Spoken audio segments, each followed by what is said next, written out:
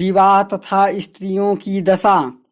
ऋग्वैदिक समाज में विवाह एक पवित्र बंधन माना जाता था। शतपथ ब्राह्मण में पत्नी को पति की अर्धांगिनी कहा गया है।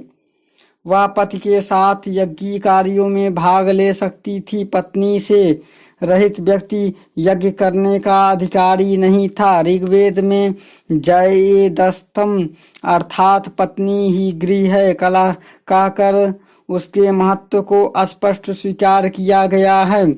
परिवार में एक पत्नीत्व विवाह की ही मान्यता प्रचलित थे। यद्यपि कुलीन वर्ग के कुछ लोग कई पत्नियां रखते थे, बाल विवाह एवं विधवा विवाह नहीं होते थे। विवाह में कन्याओं अपना मत दे सकती थी तथा कभी कभी अपने पतियों का चुनाव स्वयं करती थी। भाई बहन एवं पिता पुत्री का विवाह वर्जित था। अंतरजातीय विवाह होते थे, परंतु आर्यवर्ण का दासवर्ण के साथ विवाह निषिद्ध था। कन्या ही विदाई के समय उपहार एवं द्रव्य दिए जाते थे, जिसे बहुत कहते थे। विधिवत संपन्न हुए विवाह को स्त्री पुरुष किसी भी प्रकार से समाप्त नहीं कर सकते थे। पुनर्विवाह एक नियोग तथा प्रचलित थी।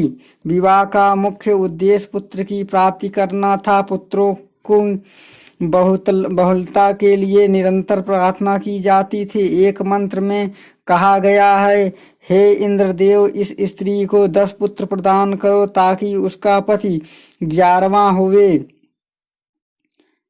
कन्याओं का जन्म अभिष्ट नहीं था। प्रतिसत्तात्मक समाज में पुत्रों की चाह अधिक होना स्वाभाविक ही था।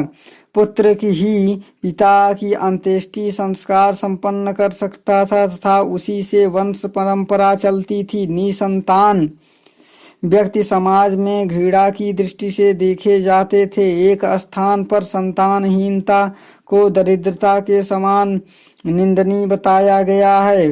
पिता पुत्र के अभाव में किसी अन्य को गोद ले सकता था। समाज में सती प्रथा के प्रचलित होने का उदाहरण नहीं मिलता। दशम मंडल के एक सूक्त से पता चलता है कि इस प्रागैतिहासिक प्रथा की औपचारिकताओं को पूरा करने के लिए स्त्री अपने मृत पति के साथ चिंता पर लेटती थी। फिर उसके संबंधी उससे उठने के लिए आग्रह करते थे। नियोग प्रथा के प्रचलन का संकेत मिलता है, जिसके अंतर्गत पुत्र विहीन विधवा पुत्र प्राप्ति के निमित्त अपने देवर के साथ यौन संबंध स्थापित करती थी। समाज में स्त्रियों की दशा काफी अच्छी थी। उन्हें पर्याप्त स्वतंत्रता थी। पर्दा प्रथा का प्रचलन नहीं था। उनकी शिक्षा दीक्षा की समुचित व्यवस्था थी।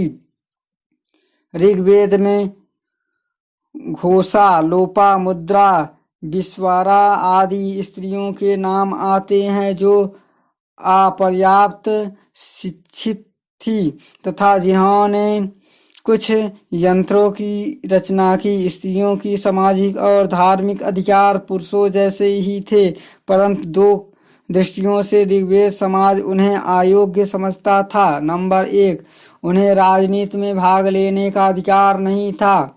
उन्हें संपत्ति संबंधी अधिकार नहीं थे। शेष दृष्टियों में वे पुरुषों के समान ही होती थी।